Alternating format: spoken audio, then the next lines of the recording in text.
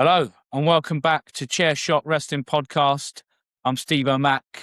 I'm here from Moonlight Studios once again with Deano D-Truth. What's crack-a-lacking, Steve-O? It has been a mad week for wrestling. And let me tell you, I've been away in Ireland on the weekend, and I never thought I'd catch up because what a mad week it has been. But I stayed up till the wee hours of the morning, as the Irish would say, last night, just so I could give you guys the best podcast possible today. So let's have it. You have done your homework, right? I set you a And few I hope you homework appreciate tasks, that. right? I know you squeezed it in. You were like, Yeah. like a naughty school kid that left it all to the last minute. Yeah. But you did get it done. So you are clued up on what we're going to talk about today. Because like you say, again, it's been a busy week. We spoke for over 2 hours last week. We've got to try and cram this into 90 minutes this week. So we got to get going. All right. Okay. Kicking it off. There's only one way that we can kick it off because the biggest thing that's happened this week, right, without a doubt, is AEW's latest pay-per-view, Double or Nothing, in Queens, New York. Like, the crowd were incredible. What a pay-per-view. Dino, what's your reaction? It was just great. I mean, I absolutely loved it. And it was just fantastic, wasn't it, from start to finish? And it's just fantastic, yeah. And I've got to admit, I watched it the first time and I had a few too many JD and Coke. So I thought Steve, I was grilling me these questions, you know. I thought I sort of know what gone on and I knew it was good, but I thought I've got to watch this again, you know what I mean? So then I went and watched it again. It was even better the second time round, that's saying something. I mean, it was just absolutely fantastic, just wall-to-wall matches. I mean, where do we start? I mean, it's got to be the first match, isn't it? Well, FTR. I think, first of all, just to come back to your little admission of having one too many JD and Cokes. Yeah. Right. The pay-per-view, it's like 4 hours long. By the time you add on a little bit of the pre-show, which I don't normally watch the pre-show, but I did, it was advertised that the legend, Mick Foley, was going to be on the pre-show. Bang, bang! So I felt like, God, give me a heart attack. And so I did feel like that I did have to watch that. Like, I thought, well, how can you not? So by the time you've watched the pre-show and the whole thing, we're talking 5 hours. That you're going to need, you need some stamina even when when you've been on the coffees, you need some stamina to be able to get through it. But yeah, I can imagine that after a few JD and Cokes and, you might. I mean, don't get me wrong, I had a great time. You might have been struggling about halfway through. I mean, don't get me wrong, I had a great time, but, I just felt like I owed it back to the wrestling fans and our fans, which ain't that many of them here, but we're getting bigger, I can tell. We're getting bigger and we're getting bigger. So I felt like I owed it to them and you personally, Steve O'Mac, obviously, to watch it again. That's what I did last night, and I was so happy I did because there was certain things I missed. And even in the excitement, sometimes when you're watching a pay-per-view, there's stuff that you miss in the second time round. You're not so focused on the ending, so you pay a little bit more attention of what happens in the matches themselves. But I thought it was an outstanding pay-per-view again. But it just seems like AEW at the minute are just knocking these out of the park every single time, just with match quality, but also just they're getting the build right and the feuds that that are kind of leading on to something else. The feuds that have got further to go, they're just getting the timing right on it. They're not making the feuds too short or too quick. They're planting a few little seeds and coming back to things later on. I just think they're smashing it at the minute. Absolutely smashing it. Yeah, really, really enjoyed it. We're going to talk about, we're going to go through not a match by match kind of what happened, but I do feel like we need to kind of almost discuss sort of 5 or 6 of these matches because it's important for what's going to happen in the coming months in AEW. It's almost like they're already laying the foundations to what we might see at Wembley in 3 months' time, right? So they've got 12 weeks to build this now. This is almost like where WWE should be from Royal Rumble to WrestleMania, right? This is their build now to All In. And I've got to say, if I'm doing a comparison from where WWE were the night after Royal Rumble, AEW are miles ahead. And it's not even close. Miles No, ahead. I have to agree. And Steve, I've been fighting you on this for a long time when, you're trying to talk me into it and I'm a WWE lifer and it's like, I just didn't want to admit it. But I have to admit it. I mean, the feelings I got the vibes I got from this pay-per-view from start to finish was just fantastic. I mean, it starts off, like, we've got to start off, haven't we? Mick Foley comes out, bang, bang, my guy, Cactus Jack, Dude Love, whatever you want to call him, Mankind. You know, he comes out, doesn't he? And he goes toe-to-toe with the best promo in the business, hands down now, MJF. Hands and he's down. rusty as well. And he's rusty. But Mick gets that little shot and he says, you know, you know, what was he said? You know, if I in that 2 minutes and 15-second match you had, I don't remember me and The Rock ever having a match that short. You know, and he just got one over it. I thought, bam, Mick still got it. The old dog's still got life in him. And it's like, you know, takes you back to your childhood instantly, just thinking that. It was just fantastic. And it just set the tone for the pay-per-view for me. It's just, honestly, it's fantastic. Yeah, it was great to see him back involved in wrestling again, because the thing is, he's like this cult character, and I feel like he's still got so much to offer. Not in terms of, like, you know, don't get me wrong, I don't want to see him back in the ring again, but I feel like, again, just being this character that can, you know, talk to some of the wrestlers and give them advice, and also just have a really good promo where some of them, you know, might be giving him a little bit of abuse, calling him washed up or whatever. Like you say, he's got so many moments to call upon to sort of forward storylines and just be part of storylines, but without being the main character. And I think that is how AEW will and should use him. But yeah, I was really, really, really pleased to see Mick back. Oh man, there's no one else you could ask for is better, really. Mick's the man, isn't he? Like, everyone, like, who don't love Foley? Foley's God, isn't he, at the end of the day? Well, so it says in his book. Oh, it says. But no, like, just fantastic. And look, I'm gonna start it. The first match, FTR against Edge and Christian, Cage and Cope, whatever you want to call them now. But look, I absolutely loved it from start to finish. And we and you have talked off camera and we spoke about this, like how great this is that the Edge is sort of trying to go back to the old school, like, Attitude Era Edge and Christian, but like Christian's just not having it, and he's just being this, like, bad arsehole heel still, you know. And it's like he's like his best mate. He's like, come on, man, used to be fun. Come on, like, we've all got mates like that, haven't we? You know, they used to be fun, and then something happens, you know, like they get a girlfriend, whatever, and they come a bit boring, or like, do you know what I mean? They do something, and it's like he's like, right. So, like, come on, man, used to be fun. Come on, we can have some fun, can't we? You know, so he's not having any of it, is he? And he's just like, it's just so fun to watch it. I think it's a masterpiece, because it would have been so easy to have had this thing of, like, you know, everyone knows that this is probably going to be like their last run, because they're both now in their early 50s. And again, I feel like out of the two of them, Christian's probably the one that's got a bit more longevity in a sense that he could be an on-screen character even after he retires from being an in-ring wrestler. I'm not so sure whether Adam Copeland, you know, Edge would be that good. I just think it is brilliant that they have decided, no, he is going to be exactly the same Christian Cage that we have seen for like the last 3 years. He's an arsehole. Some of his finest work is. And then that's that. He's brilliant. Just the facial expressions. He doesn't even have to say anything. I think it's great. It makes me think, sorry to interrupt you, that maybe Christian had this potential along, and maybe he got let loose. Because if you remember, when I was a big TNA fan for that period, when it was like, you know, the boom period, everyone remembers TNA, and Christian Cage was probably one of my favourite characters. I remember the video game would always be Christian Cage. And it makes you think that maybe, like, WWE were holding him down and not letting him fly enough, you know, and like be himself. But it's like in TNA, you know, he was this like world champion. He was like, you know, one of the big guys. He was just great. But just because he didn't fit the idealistics of WWE, and now it's showing it again. He's moved away, gone to AEW, and, you know, he's just reinvented himself, and he's such a great character, and he's relevant again, and you want to watch him, you know, instead of getting lost in the shuffle in WWE. Yeah, I thought it was a great selection for a first match as well, by the way. Just throwing it in there, that this crowd were loud, right? And when they said that they were sold out, you know, that everyone always says we're sold out. I've watched it twice, right? And I've had a look through, and I could not see any areas where there were empty seats. So when they say it's a sellout, I actually think genuinely it was sold out at the end. Hanging from the rafters, baby. Oh my God, the crowd was so loud and so much energy right from the start.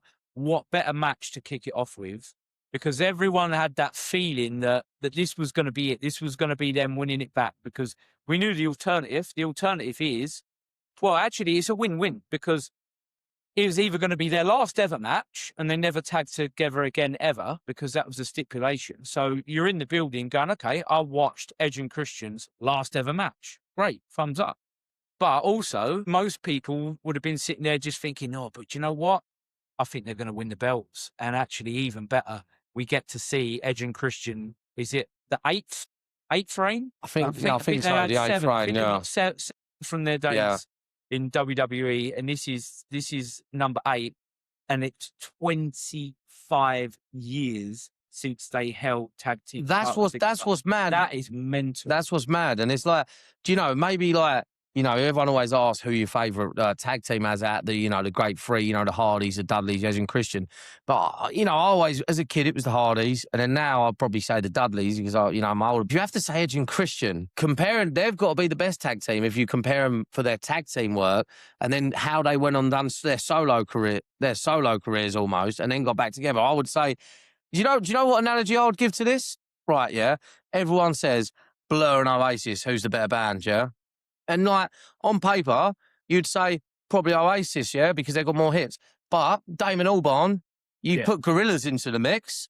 I mean, it ain't even a question. Damon Albarn's a much better talented musician than both the Gallagher brothers. You know what I mean? So they've gone away and done their own thing. So that adds to their tag team aura, in my opinion. Do you know what I mean? Because not only have you got a great tag team, an absolutely solid tag team, you've also got a tag team that gotten on. Both of them have gone on. What other tag team can you say have gone on and won world titles? Both of them. You know, you've always had a Shawn Michaels and a Marty Jannetty, the big rising star, but who can you say, honestly, which tag team, I can't think of any, that both won world titles and then got back together like that? Two great performers.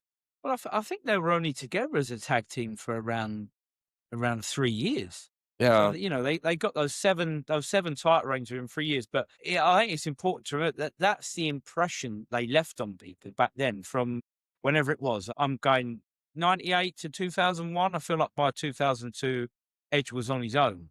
So, yeah, like within those 3 years, you know, they left that impression on people. And they're going to think it was the TLC matches and stuff like that. No, it was the gimmicks, wasn't it, and everything. It was, And like you say, the fact that they then both went on to be so successful as individual wrestlers as well as solo stars, it sort of cemented it. And I think it's great that you can come back full circle after 25 years and get the reaction that they got. This wasn't a, oh, we're just going to throw the belts on them for a little fun pop. I'm going to have a little dig here. This isn't a Brie Bella Page, throw the belts on them. Oh, you had to go there, didn't you? Come on, you had to go there. Did your dad never teach you never kick a man when he's down? Do you know what I mean? Come on, like. I had to go there because that's being thrown down your throat, right? And you're being force fed that and told that is, oh, this is great. And these two women are like, you know, they laid the foundations for women's wrestling. No, they didn't. Trish Stratus and Lita laid the foundations for women's wrestling as it is now. Not those two, right? But anyway, I've gone off track. My point is that this is something that people wanted to see. This has not been rammed down their throats. Like, you will like Edge and Christian again. Like, that they went mad for it. You know, when they got the one, when they got the I Quit after them doing like a double submission and then bringing in the weapon, what's it called? Spike. Spike. And then as soon as that gets put in the face, he's got no option. Which, you know, is great as well, because I love FTR, and it made FTR look strong. It didn't make them look weak. Because, you know, like, who? There's no one's that hard. No, you got nails in your face. Like, I don't care if you're Muhammad Ahmad Bruce Lee, as they say, you know what I mean? Can't change fighters. Yeah. But yeah, what a great way to kick off the pay-per-view and just get the crowd hot. Right from the start, that was it. They got exactly what they wanted out of this match. And then that set the tone for what had to follow, because everyone had to follow that match. If I'm giving it a rating out of 10, I'm probably going to go 8.5, 9. But I know you're going one better than that, aren't you? I thought about it. Fuck it. I'm going 10 just because I love it. And for me personally, I'm going to give it a 10 out of 10 just because Edge and Christian, like the nostalgia of it and like how much I love Edge and Christian. But the last 5 years, hands down, my favourite tag team's been FTR. Like, and I absolutely love FTR. And I've told you a story off air about FTR's theme tune that I probably shouldn't say on air. I shouldn't say that. It involves a girl in a flat in London, and, you know, something. It used to pump me up to do something before I went round there anyway. Look, I'm not going to talk about it. I might have to cut You know, yeah. So leave it in. I love it. But yeah, look, I mean, also the end of this with the fact that they are the tag team champions, they're going to continue tagging. What pleased me more than anything is it keeps my TLC dream alive. It's coming, Steve-O. It's coming. They've got 12 weeks to build it. Okay. We've watched Dynamite. We've seen that they've got a new feud. You know, they came out. And how funny was their promo, by the way, on Dynamite? Oh, my God. Like, we were creasing up, weren't we? We were creasing up. Yeah, it was brilliant because Edge just immediately went back to being this really overexcited guy. Like in early 20s, he's got a bag of disposable cameras that he hands out to everyone. That's what it sort of reminded you of. You know the analogy I said, like a mate on a stag do, and he's the single mate that's still having fun, and he's like, you know, I know you, come on, man, come on, let's have a laugh again, come on, let's do this. But he just did it. He's like, no, I'm staying strong, I've changed now, I'm this and that, you know. And how easy would it have been for them to have both been kidding around? Oh yeah, they would have had a great time. The fact that he says, right, come on, we're going to do a 5-second pose, he's like, yeah, I'm not doing that. Not doing that. And he was as stern, like just leaning on the ropes. And the guy's acting chops as well, because how he stayed straight on camera, because he must have been inside. He must have been like bursting a laugh inside. Brilliant. Yeah, it was absolutely fantastic. And, you know, as predicted, it gets ruined by someone, and turns out it's the Dogs who are the new which I didn't see coming at all. We was saying the Bucks, weren't we? Yeah, well, I thought, but thinking about it, when we had a look and gone, okay, we've got 12 weeks to build to this, what we hope is going to be a TLC match between Edge and Christian, Open Cage, the Bucks, and FTR. You could burn it out. If you started it now, actually, to make that last 12 weeks, you could exhaust it. So I think maybe they've done the right thing. The Dogs and them could have a feud maybe for the next 4 weeks, probably building up to Forbidden Door. And then after Forbidden Door, you start your build to Wembley. So it's probably a good idea. So what are you saying? Shorter's better, yeah? What do you mean? Well, like the shorter run up to it's better. Yeah, I don't think you want it happening sort of 2 weeks before Wembley, because I feel like you want this match on the card. Yeah. You want this match on the card 6 weeks before Wembley. So you're talking mid-July. You want this match to be advertised and on the card because it sells tickets. It's as simple. Yeah, of course, yeah. So you can't have it too short, but you also don't want it too long so that it starts to... No, what I was going to say is I wish you'd have spoke to my ex-girlfriend about that. You know what I mean? Like the shorter's better kind of thing. You know what I mean? Like that. That's all I'm saying. Sorry. Right. You know, you take me off track all the time. Sorry, go on. Anyway, where was I? No, I'm not going to say I've got that image in my head. Yeah, just get that image out of your head. I know we're close, but like, come on. Like, exactly. Yeah. So it's the Dogs, and I think that's a really good idea because I actually think that they're decent. I particularly like Finley Jr. The whole look of him. He's got that kind of thing about him that his dad had at a certain time before the whole Hornswoggle thing, when he was a bit more serious. And I like the shillelagh. I think that's a nice bit of that's a nice touch. The fact that his dad carried that down for so many years. And look, let's face it, you get hit on the head with a shillelagh, you are going out. That's going to hurt. It's one of them. Yeah, it's one of them weapons that it can tell a good story. Yeah, and I think you mentioned as well, fair, so I'm going to bring up now how great it would be. Imagine if Finley actually come home could be some kind of manager for the Dogs like that. Yeah. How cool that would be. I mean, that's just us dream booking, isn't it now? But you know, like, I know that he was obviously working within WWE, wasn't he, as a trainer for a number of years. I don't know what his role is or whether he still has a role. We'd have to look it up. But yeah, if you could get him in, if he still wanted to be involved in a business somehow, and you had him as some kind of a manager that was calling the shots, and yeah, I think again, like we said last week, Tony, we know you're listening. Like, you know what I mean? Like, just maybe pick up the phone. I feel like maybe if it could happen, I feel like Tony Khan might have already had the chat. Yeah, of course, Tony. We trust what you're doing, definitely, because we really enjoyed it. But I'm looking forward to that. I'm looking forward to 4 weeks of having a look to see how that works. The Dogs versus Edge and Christian, Open Cage. Yeah, love it. Yeah. Right. Let's come back to Double or Nothing.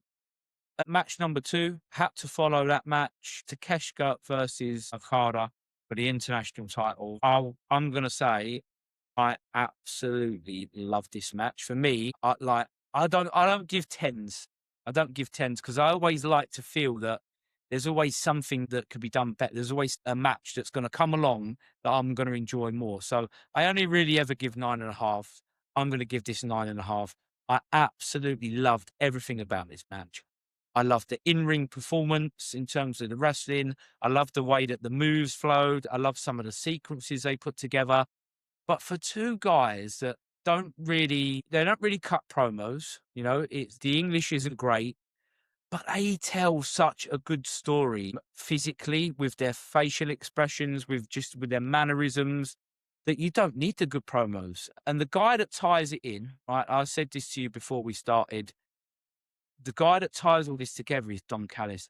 He is on a different level at the moment. 100% agree. In terms of a manager, right, I can't remember a manager of a faction that's been as good as him since Bobby the Brain Heenan. I honestly think that he's on that level at the minute. Yeah. The way that he tied that thing together with stopping Okada from doing the move to him on the outside, he was going to do like a tombstone or something on the outside. He's like, no, you're going to break his neck. You know, I don't want to lose my guys, because he's trying to suggest that he's impartial. Yeah. And then obviously Takeshita kind of just ignores him. You know, when it comes down to his turn, he does the move, and then Don's like stepping in. What you doing? You know, you could have killed him. I just think it's brilliant. The way that he plays the two of them off against each other is fantastic, and it's almost like this thing of like, you know, you're not allowed to have a favorite child. Yeah, apparently that's a rule. You know, I'm not going to say whether I've got a favourite child or not because it won't be fair. But, you know, when you're a parent, the rule is you can't have favourites, or you shouldn't have favourites. And Don Callis almost plays that character. He definitely has got his favourite, but he pretends that he hasn't. He pretends that I love you all equally. And I just think it's brilliant. I love what he does, and I love how that feeds into the storyline. And I thought this match was an absolute banger. 9.5 out of 10 for me.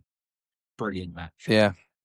I mean, it's fantastic. I mean, I enjoyed it. Japanese style's not normally my go-to. It's just not my cup of tea. I always respect it. Definitely respect it. I mean, how can you not? And I've seen some stuff, but yeah, I've got to say, and that is why it's impressive, because coming from me and something that weren't my cup of tea, I still took the time to watch it, and I thoroughly enjoyed it. You know what I mean? I thoroughly enjoyed it. Great match.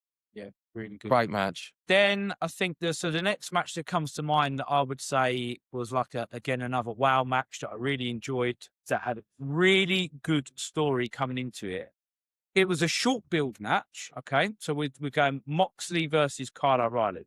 So it was a short build in the sense that the match only really came about from last week's Dynamite, when they have a elimination match or an eliminator, sorry, for the Continental title. This is kind of how this belt works. If you face Jon Moxley, who is the champion, and if you defeat him in an eliminator match, you get a shot for the title.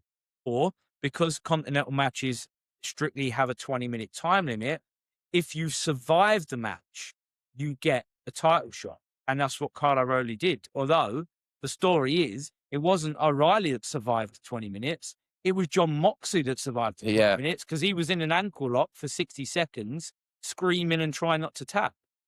And that story goes all the way back to the C2, to the Continental Classic, where O'Reilly was just on this roll, and he made Jon Moxley submit 2 matches running, but he had to pull out of the Continental Classic due to injury. So I just think it was so good, the way that they brought that story back. Sorry, it's like that bike go. Yeah, sorry. We've got to have the windows open because it's just it's too hot, guys. We love it. We love our fans. It's not that much. We apologise if the sound is interrupted a little bit, but it is just too hot in England at the minute. We are sweating and we need air. Might be too hot. So yeah, I love the way that this story got brought back just within a week. And again, it was a great match. And this time, Jon Moxley turns the tide on him, makes Carl submit with the ankle lock. And I said this last week, Jon Moxley as a character, as someone who cuts promos, Terry Funk. He is the best in the business at the minute. I absolutely adore this idea of what he's suggesting is that I am going to be a better man tomorrow than I am today. Doesn't matter what happens today, win, lose, or draw. Everything is about, I'm better tomorrow. I'm better tomorrow. I'm better tomorrow. It's just great. I'd love it. Can't get enough of it.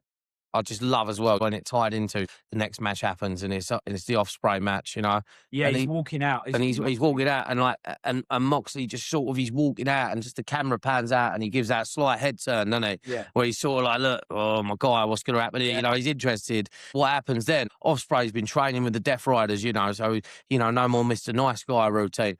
He do? He goes for the cutter straight away like that, and everyone's like, oh, shots like that. Whoa, Yeah. you know. And the commentators picked, you know, I like the commentators picked up on it straight away, and they said, Yes. oh, that's the ability. That's what happens when you train with John Moxley and the Death Riders, you know. Yeah.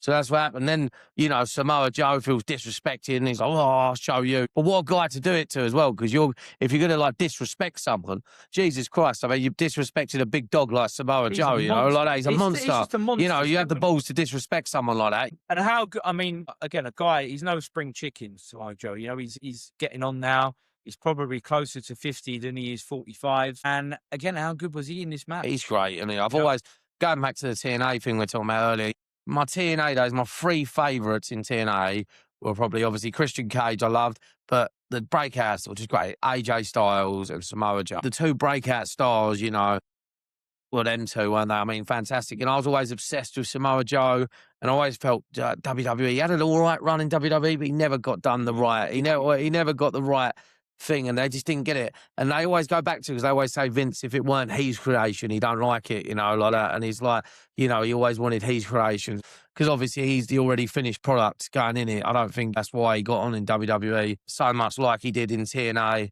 And obviously now AEW, you know, which he's had a great run again. I mean, he's had 2 world title runs, hasn't he, I believe? I just think he plays such a credible heel as well. I love him as a heel character. I love the spot that he doesn't do it in every match, but I feel like they get the timing of it right when they do let him have this spot. When he does the walk away the walk away spot, yeah, it's fantastic. Ospreay goes to hit the cut and he just does the walk away. It's just so cool, isn't it? Normally it's off of a top turnbuckle, right? So it's kind of like, you know, when someone's fighting Joe and they go up to the top, you're kind of half expecting it. You wouldn't expect it from a cutter, and I just think that it landed brilliant. Do you know what it is with a walk-away spot? It just makes him look a bit like arrogant, a bit cocky. Like, you know what? I ain't even going to running. Like, I mean, I'll do this. I'll walk up. I mean, like, yeah. I remember when he done it to Punk at Wembley. Yeah. You know, that was the best spot in that match. Yeah. But yeah, another great match. Told a really good story. Again, you know, there wasn't much really sort of selling of the neck, which I think, again, is part of this whole thing with the promos he's been doing with the Death Riders, the training that he's been doing, that his neck feels really strong all of a sudden. So he's now not protecting his neck. It's that thing that Moxie said to him about being a bird of prey. Don't protect your neck. Go for the kill. You know, go for this guy. And, you know, he was trying to use the submissions again. He was trying to get Joe in the arm bar, but Joe's one of those guys that an arm bar is probably quite awkward to get on him, and it's probably quite difficult to sell that on, like, for someone like Joe, because he is such a beast. But I like the way that he tried to use it as a way of wearing Joe down, and in the end, you know, it's hidden blade. Bang, 1. Joe kicks out. Did he kick out on 1? Yeah, I'm sure he did. Yeah, I think it was. Yeah, I think it was a 1 count. Bang, Joe's up straight away. No messing about. No time for Will to sit there and look shocked, which is normally, when, you know, in wrestling, when someone kicks out on a 1 count, normally that is kind of like a bit of a 10, 15-second break where the person that's hit the move sort of stares around in disbelief. Yeah. 2 seconds later, bang, hidden blade out. 3 count. Yeah. It's fantastic. Perfect. It's fantastic. Perfect. Yeah. Ruthless. Really enjoyed it. Really enjoyed it. And it adds now what's going to happen next. It's like an assassin that misses with the first shot. Yeah. And then gets the second shot in straight away. Yeah. And it's like, you know, it's fantastic as well. Now you've got that big question. It's like, what's happening next? Because, you know, you got this whole John Moxley thing. And as you noticed it, we noticed he's wearing slightly, because I brought back to the other week about the bright coloured clothes. He had the sort of, like the colour, the green, his classic green in his attire. But it was blackened. It was blackened. It was black. Yeah, but it was more vibrant. And I'm thinking they're turning him into this more darker, sort of shadier character. He'll do anything to win, like one of the Death Riders. So I think that's definitely something to watch in upcoming weeks. Definitely. Yeah. Okay, sorry guys, we're back. We just had to get some lighting on the Lighting issues, guys. Yeah. Right, we were talking about Will Ospreay's The attire, how it's gone like changing. it started like that vibrant green. It's gone darker now, which is sort of suggesting he's going to have more darker, shadier character, like I said. And it just adds in what's going to happen now, you know, as he's like, it's sort of like you said the other day with the Star Wars analogy, sort of like when you got the Jedi robes, you got the tan, like vibrant robes, then you got the dark robes. Is he turning into a Sith Lord rather than a Jedi Master now, you know? And he's going to learn a trick or two. Like the electric hands, you know, like that. And also, right, so if he is having a few matches alongside the Death Riders as part of his training over the next coming months, you know, they come out black, white tops, right? So you feel like Ospreay needs to sort of blend that in a little bit so that when they come out, they've got to look like a group. It's got to look like he's starting to look like them, you know, he's starting Yeah. to kind of move more towards the dark side. Yeah, that's good. Do you know what? I completely forgot about that analogy from last week. It's what I'm here for, Steve. I'll back you up, you know what I mean? Remind you of It does fit perfectly. The other thing we thought about was the assassin thing. And we know that they did the link with Assassin's Creed a couple of years ago when they were at Wembley, where they were launching the new Assassin's Creed game. And I think Ospreay might have been a character that you could, like a downloadable character. Possibly, I don't know. I'm just predicting that maybe there's a new Assassin's Creed game that's going to be launching. And again, they're going to reconnect that, especially with Ospreay probably being a bigger deal now than he was 2 years ago. It's definitely believable. I mean, he's a marketable guy for the video game stuff, isn't he? Because obviously, he's that superhero character like we always talk about. Yeah. So another fantastic match, and again, this story is going in the right direction for me. I can see where it's all leading, but at the same time, it's keeping me guessing because I don't know what the final outcome with Moxley is going to be. In the sense of, is Moxley going to train him to be this ultimate machine, or is there going to be a turn later on down the line? So that's going to keep us guessing. I personally, if I'm doing my predictions, I think both. I think he's going to turn him into this ultimate killer machine, and then I think he's going to go too far. I think something's going to happen. He's going to go a bit too far, and he's gone, I've gone too far the other way now. And then he's sort of going to start questioning himself, and that's when Moxley won't like it because he's questioning himself. And then there'll be a turn, and I think Ospreay, you know, you'd have to be an idiot, and Tony Khan's definitely not an idiot, you know, to not put the strap on him at Wembley, you know, because it's just in his home crowd. And it's going to happen. And then maybe after he wins the title, he wins it, and then maybe later on, like a pay-per-view later on, there's a great, you know, there's a great divide. The mega powers explode almost, you know what I mean? And it's like Moxley and Ospreay. What a great storyline that would be. Yeah, quite possibly. Yeah.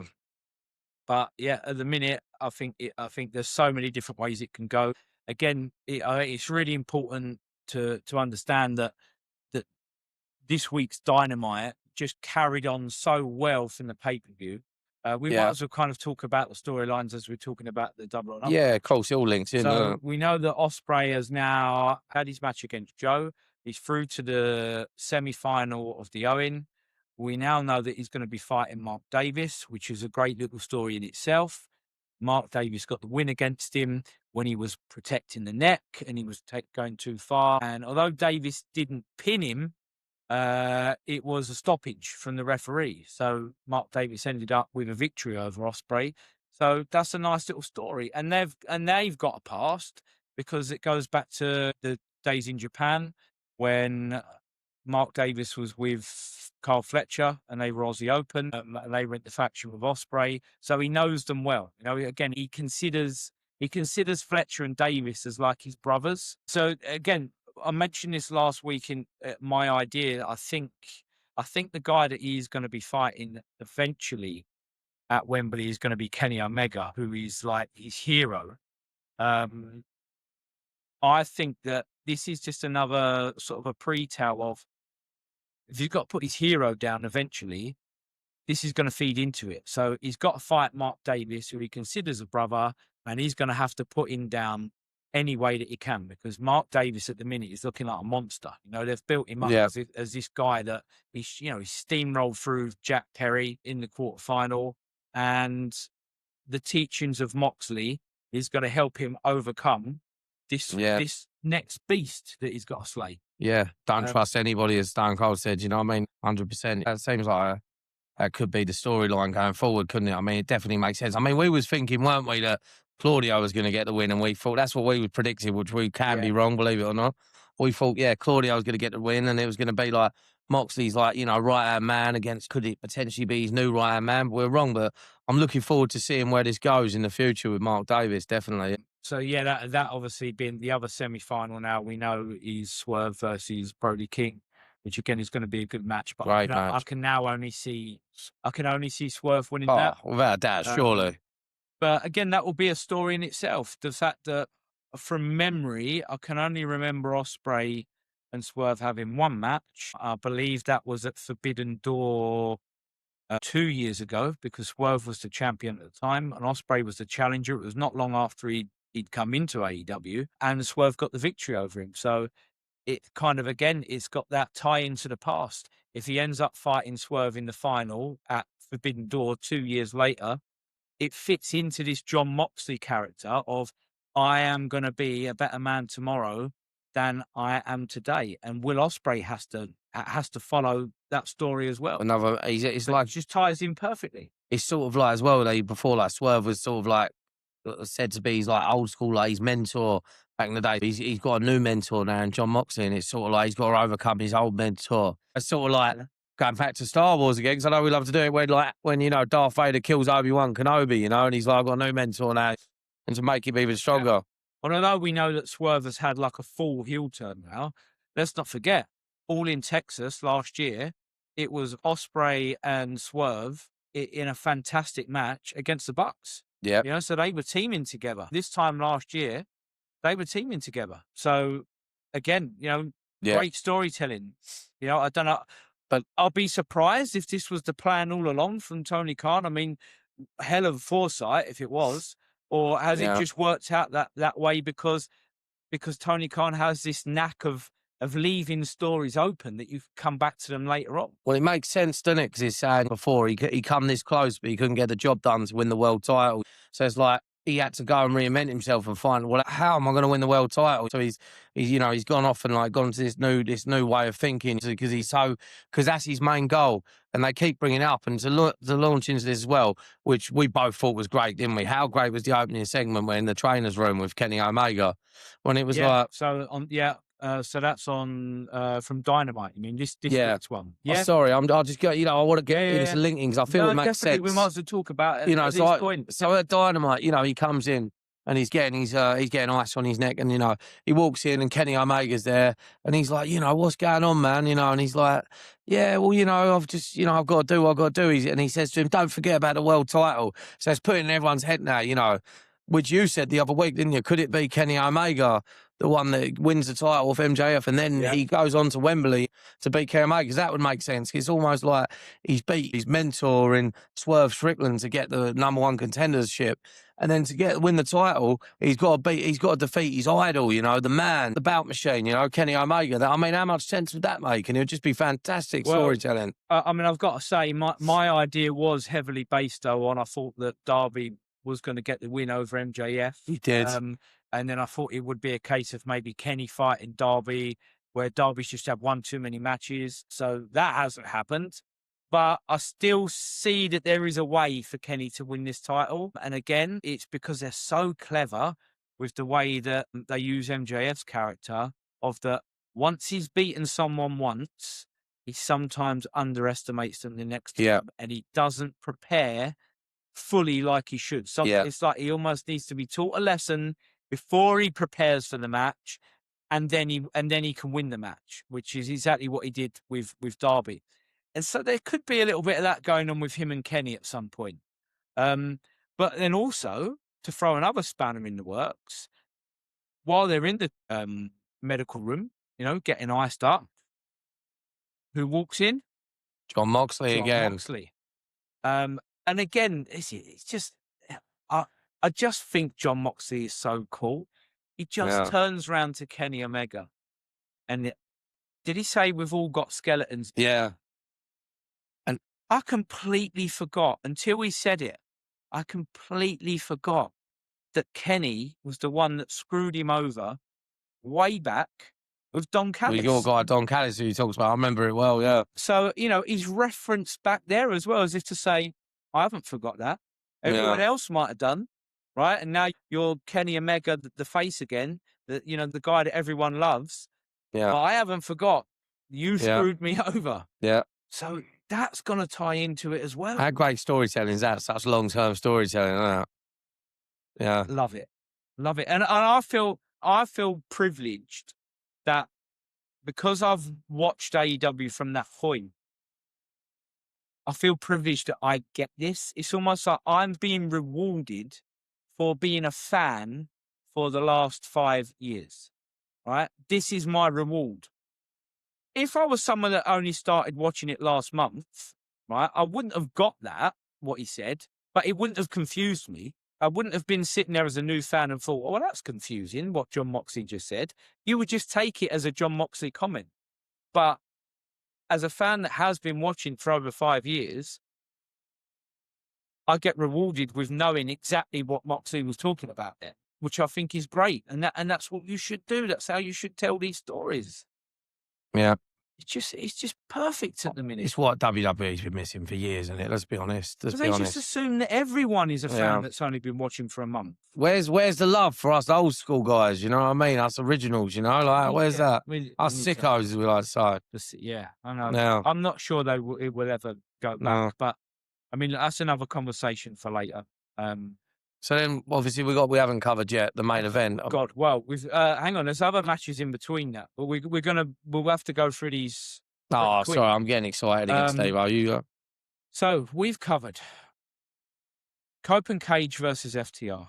We've covered Takeshita versus Okada. We've covered Moxley versus Kyle O'Reilly. We've covered Ospreay versus. Damn, it's just mad to think what it is. It's so loaded, isn't it? Matches, right? Apart from the WrestleMania main event between Roman Reigns and CM Punk, there ain't any match on either night of WrestleMania that is touching any one of those 4 matches. Oh, Steve, right? And we're not even to be Steve. We're not even at the main event yet. This next match caught me by surprise. I thought that this next match was going to be good, but it actually again turned out being great. Because I thought that when I looked at the card and when I looked at the length of the pay-per-view, I actually felt like this could have been a Dynamite main event, which was Swerve and Bandito. Great match. Again, they've been building it for about 4 weeks. I like the vignette. How good was the match? Yeah, go on. You Sorry, I like the vignette, you know, the classic where it's like the old school, like the Tombstone Town, you know, with like the Wild West. And he's coming and he's like the wanted Bandito and he puts the, you know, the gun. You think it's a gun, but it's a lighter gun. He burns Bandito's face. Like, you know, how cool's that? You know, it's like some Val Kilmer and Tombstone shit, wasn't it? Like, I loved it, yeah. And it tied into this perfectly. And again, what a great wrestling match. Like this Bandito, he's really grown on me as well lately, you know. I weren't too sure about him, but what a wrestler. And it's just how loaded is it, their roster at the minute. If he'd have dropped in, I'll be your Huckleberry into a promo, that would have got hot. Yeah. That's just a Tombstone reference. For great film. If you ain't watched it, you need to watch it. Great. Yeah. But yeah, just a brilliant match. Again, with great spots. There was some brilliant sequences in this. There was a fantastic spot when Swerve was actually standing on Bandito's shoulders, and he did his move, his house call, his kick to the head, like jumping off of his shoulders, quick kick to the face, brilliant. But again, like Bandito's brilliant, very very underrated. Yeah, I think definitely one for the future. Definitely one for the future if they use him in the right way. We've always said this: it's always tough for guys that struggle with the promos. If English is their second language, you know, the promos are never going to come across as crisp as the others. But you know, he is too good as an in-ring performer to not be eventually fighting for world titles and stuff. Well, he kind of has been in the mix, hasn't he? Yeah. He sort of has been in the mix a little bit. Yeah, but I know what you're saying. You sort of like, although he's fighting for it, you don't truly believe he's going to win it. Where like, when is that believability where he's really like a threat to it? I understand what you're saying. But at some point, I feel like there could be an Eddie Guerrero moment. Yeah, 100%. And again, even if it was like a short reign, what reign it's going to be, yeah. But there'll be a moment where, you know, just give him the right match against the right person. And yeah, again, he's just flawless as a performer. I think he's great. You know, the suplex is one of my favourite moves at the minute that he does. Yeah, Um, fantastic. is it the 21 plex? Another great match. And Swerve gets a win. He advances through to the semi-final. And it felt like Swerve had come off of a few losses before he had that break recently. So it probably is the right thing to do to give him a victory, big victory over Bandito. And I think he'll get a big win over Brody King. And then I see Swerve and Ospreay as being the final of the Owen Forbidden Door. Yeah, it's got to be in it because it just makes so much sense for the storyline, like going the mentor thing, you know. But yeah, it's got to go. Right, main event time. And can we just say, what I love? No, it's not main event time. Oh, This is see, how I this done it and then you done it. Yeah. Stadium Stampede. Oh my God, how can we miss that? How can we miss that? How good this Jesus was. Christ! Now, how can you miss that? That was like one of the highlights of the show. I'm they appalled at both of started us. this match, right, with the entrances. They had a little video package for Ricochet's group where there was definitely a kind of a Warriors feel about it. And they even said under the bridge, you know, they were pulling up in their vehicles. The Turnbull ACs, isn't it, where the Warriors, where it goes down with the truck. Yeah. But it's like, you know, it's like he even said he was dressed as the Baseball Furies, weren't they? Two of them, like Baseball Fury style vibe. It was just fantastic, you know. But like, and then the next part, you know, with my man Y2J, you know, our Tola of rock and roller, he comes out, you know, and it's like it almost felt to me like a sort of Reservoir Dogs sort of vibe. You know what I mean? Like Reservoir Dogs or an Ocean's 11, or even like a Crazy 88 from Kill Bill. Why don't you tell us in the comments, guys, what you think it is? 100%, we'll be eager to hear. Because we couldn't quite decide what it was, but how fucking cool did they look? Right? Oh. How it went for, and like the tennis ball thing was a little bit of comedy. Yeah, and I think that's a bit of a link to the stadium over in it. It's got a link to it. So you know, Jericho's like throwing the tennis ball on, and then someone else catches it, and the Bucks have got kind of like a tux on, but still with the tassels, you know, and then it goes to the Hurt Syndicate, and they just look fucking cool. Oh, anyway, man. they always look cool. And they look super cool. And sorry to interrupt you now. One massive thing that WWE dropped the ball on big time is they could have had the Hurt Syndicate because they were called the Hurt Business on WWE, and it was like the same, you know, three guys. I can't remember the other guys. Cedric Alexander was with them. Yes, but it was MVP, it was Shelton and Bobby Lashley, and they was so over. Like, the crowds were electric. And I remember watching it because WWE had gone a bit stale then. And I thought, Jesus, how great is this? And they were so great. And the problem was that Bobby with Lashley was the fighting Drew McIntyre at the pay-per-view. So, he was supposed to be the heel and McIntyre was supposed to be the face. So they broke up the faction.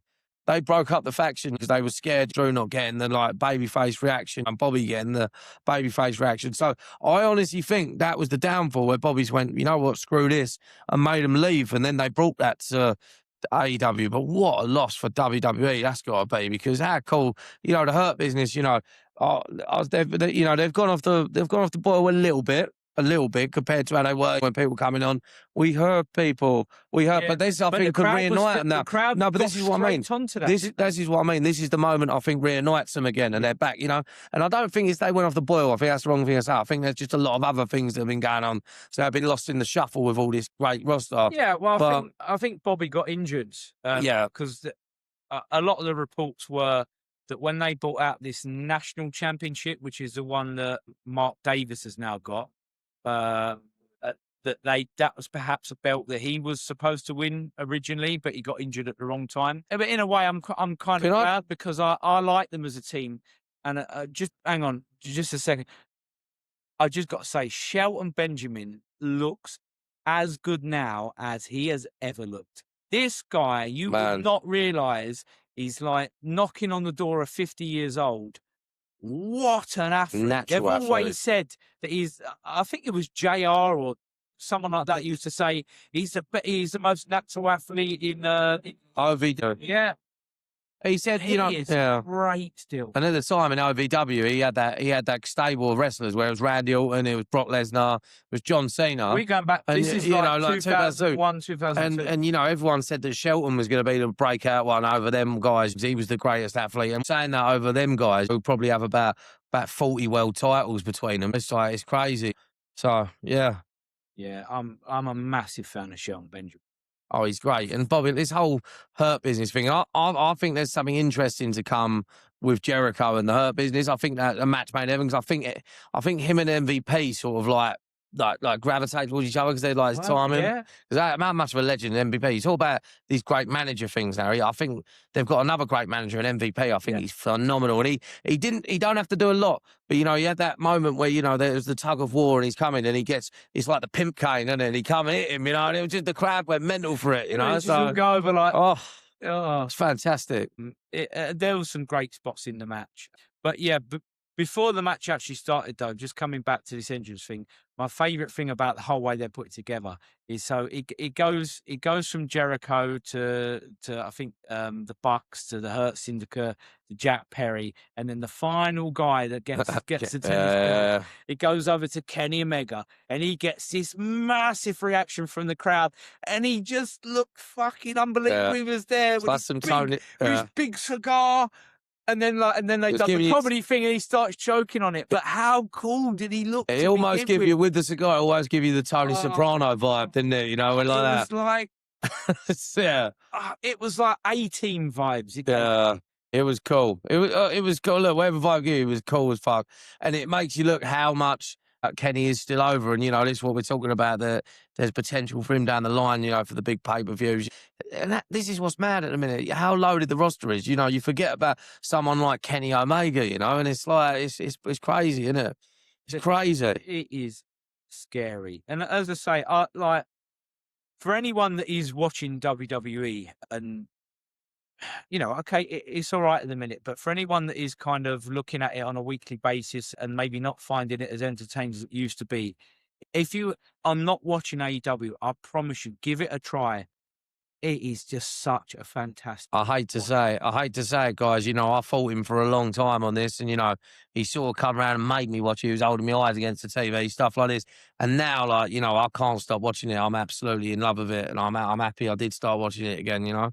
There's just the nostalgia of it all, and I feel like a kid again when I'm watching it, you know. And that's what it's all about, really, at the end of the day, isn't it? That's what it's all about. We all just want to be a kid again. I reckon there's so much to cover in the Stadium Stampede. I reckon we're just going to have to go with one. Let's go with one spot each that you think was one spot each that just made you laugh. All right. Well, obviously made you stand up, made you just go. There is no question what I'm going to say here, because it's my boy Y2J again, and, you know, anything that man does, you know what I mean? That guy can take a shit, you know what I mean? And I just think it's entertaining because he's my guy, you know what I mean? But, you know, he comes up to the top rope, and, you know, Y2J's done all these moves before, and he does the lion salt, you know, he innovated that, and he's done the springboard drop kick, he does the top. Y2J has never been the guy to do the dive out of the ring, and, you know, everyone's doing it. And it was almost this point, like, you're thinking in your head, how is Y2J the fucking Ayatollah of rock and roller? You know what I mean? Like that. How has he never done the jump off the top? Because I'm sure he could do it, but he's never done it. And he just sort of went, oh, you know, maybe I could do it. Maybe I could do this. And he done the little comedy, and it was such a great commentary. He went, you know, he done the little shrug. I'll give it a go. And he done it. And you know, it was great. You know what I mean? He thought, I could give this a go, you know, and he thought like, you know, that for me was that was top. You know what I mean? That was top. Okay. So the moment that made me probably chuckle the most, and this is what I mean about having the mixture of good moves, but fun, right? Yeah.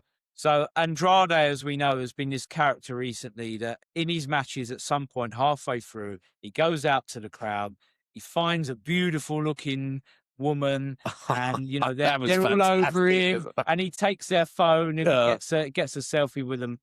And so he's doing his normal thing, and then all of a sudden you've got I can't even say that laughing.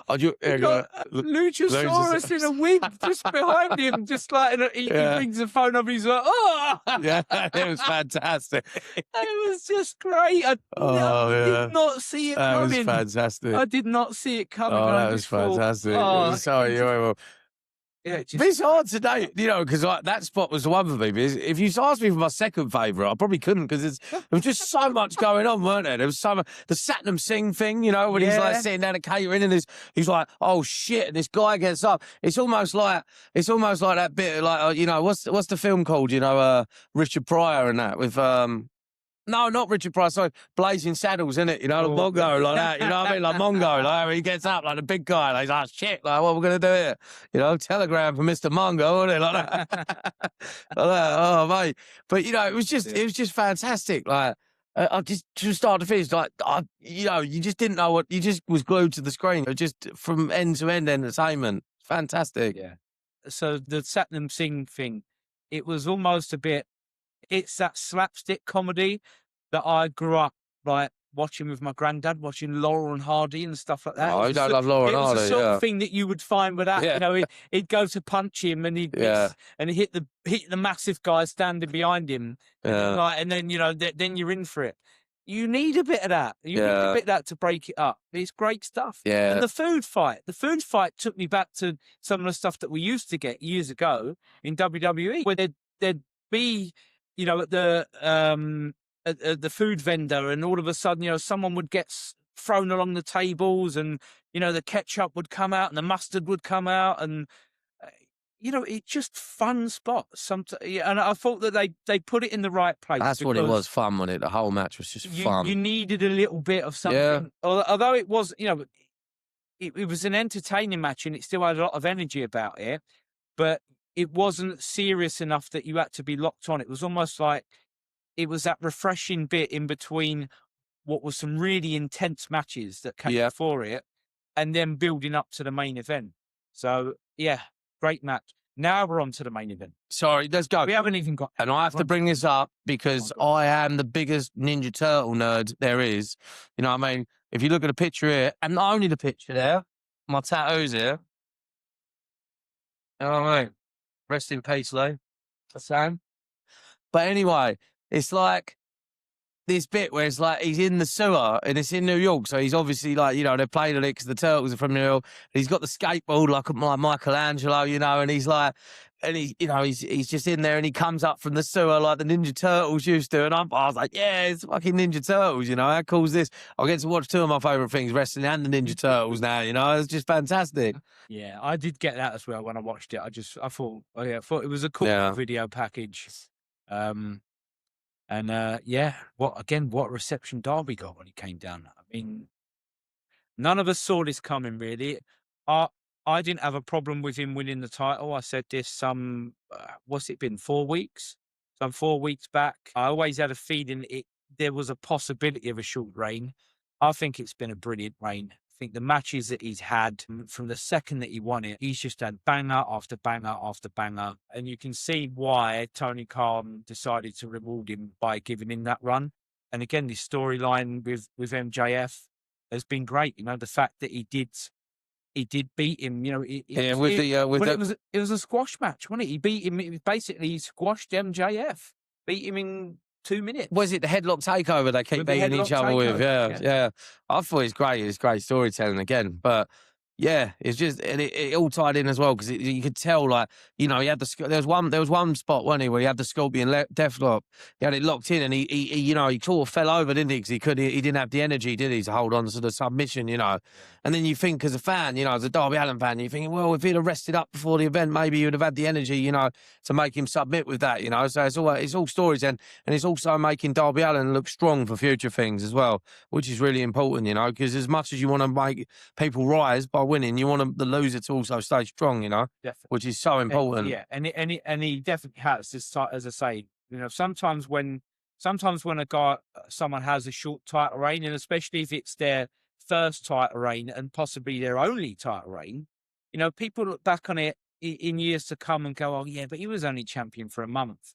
But I feel like this will be a title reign. Well, how long was Eddie Guerrero champion for? 3 months? And like, how memorable was that? You know, it's like that. So it's the same thing, isn't it? Exactly. If you do it the right way, you can get a short reign and people will remember it forever. As I say, this match again was great. I love the fact that I went into this match, and we spoke about this last week, where I said I can make a prediction either way. I can make a prediction that Darby beats MJF and he gets his head shaved, and it makes perfect sense to me, and it all ties in with the story. Or it could happen the other way. MJF could win the belt back. Darby's just had one too many matches. He's done one too many dangerous moves, and eventually he just runs out of steam. And as it happens, that's the way that it went. But it kept me guessing right to the end of the match. There was not one point in this match where I was convinced one way or the other that I knew the outcome. Not one point until it was over. I could not call who was going to win this match. And that's what you want from a main event. You don't want to know. You don't want to know who's won it before it even starts. You want to be guessing right to the end, and you want these guys to give you reasons throughout the match why one person can be victorious over the other. I mean, for Darby Allin to do the move that he did when he climbed the scaffolding, and he did and again, he did the reference, didn't he? He did the bang bang before he did it. He did the Bang bang. the Cactus Jack. Yeah, I forgot about that until you mentioned it. That was great. Also, yeah, that was quite a death-defying move. They came through those tables. It looked good. He hit it well, but as soon as he gets up, the back of his head is covered in. Oh my God! Now straight away, I'm thinking, oh mate, maybe he didn't land very well here, because it's unlikely with a Darby Allin that they do like a blood capsule thing. He tends to, when he bleeds, he tends to bleed because he's hurt himself. And I just thought, oh, shit, that's the back of your head. That's serious. That's not nonsense. But we have to have faith in the staff that are there and the medical teams to come and have a look. And they cracked on with it, and on they went. But yeah, like that's one of those moments. I know Darby does this quite often. He does do these big moments quite often. But I do feel that that's one that will be on a highlight reel for him. Yeah, 100%. Like the ones that we've seen in the past, like your Cactus Jack's moments. Everyone knows. Everyone can picture the scene of Undertaker throwing him off Hell in a Cell. Yeah, we've seen the choke slam through the cell. Well, Makeishi, yeah. The one against Triple H, the pedigree through the cell. Yeah.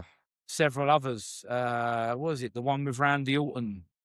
Yeah. Didn't Randy Orton chuck him down the stairs or something? Yeah, chucks him down the stairs, yeah. So, there's a highlight reel of Mick Foley moments out of all of the ones that he's done.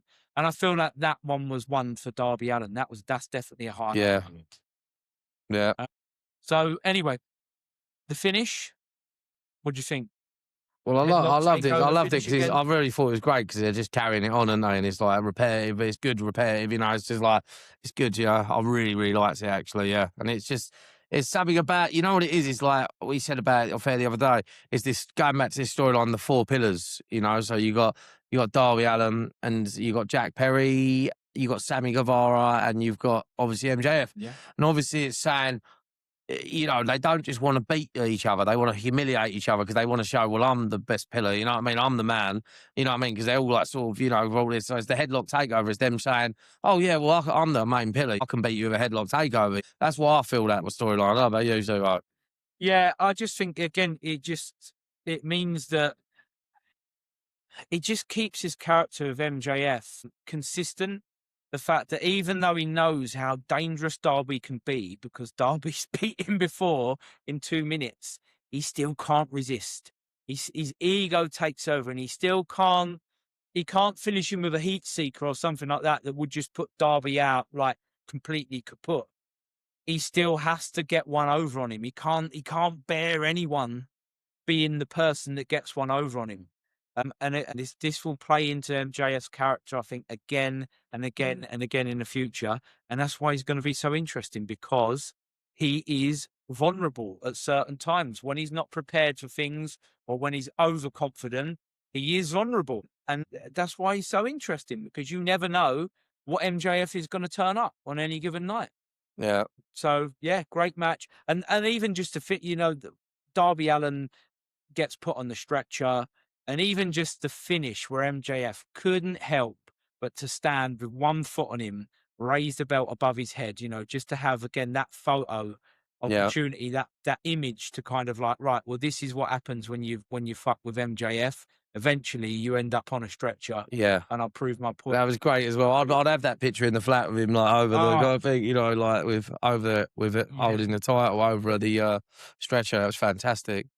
And then you missed this the first time round, didn't you? But you saw it the second I time repented round, for my sins, didn't I? because you had to kind of watch right to the end where Kevin Knight comes down to sort of make the save, Yeah, like he has been recently, and then we get a Kevin Knight heel turn.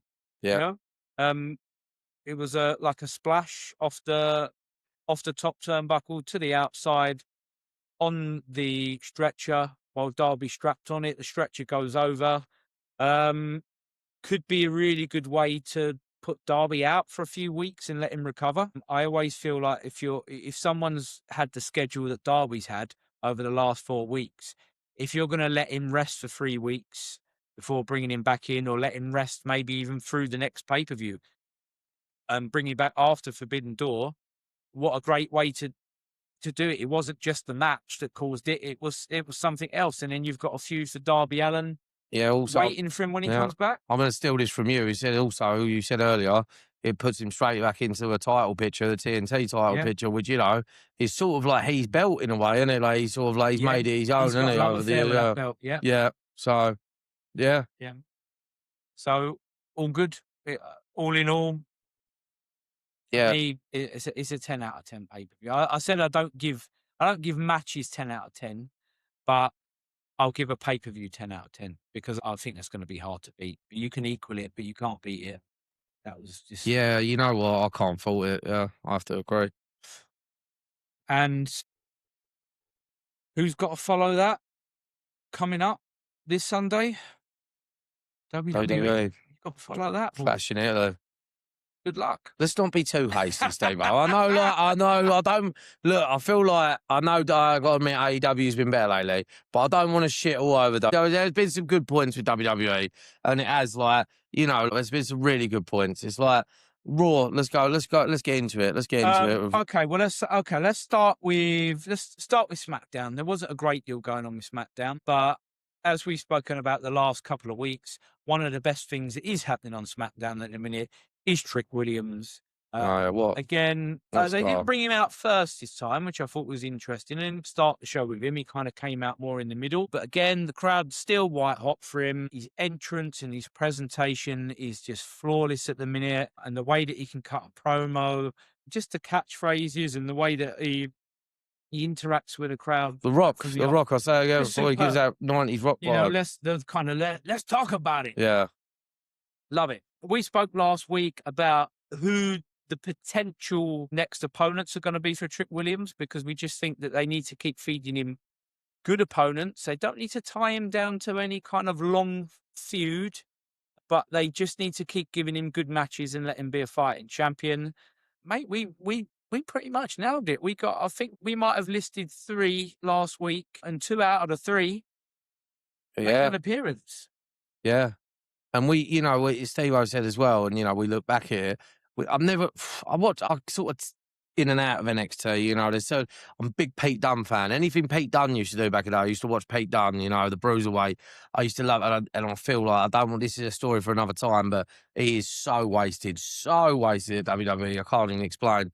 But again, like we said, Steve-O mentioned that Trick Williams was like sort of the bodyguard almost, you said, for Carmelo Hayes at one point. I've never really watched NXT. I did for a bit when it was the black and gold sort of era, and then I stopped. So I'm not really sure.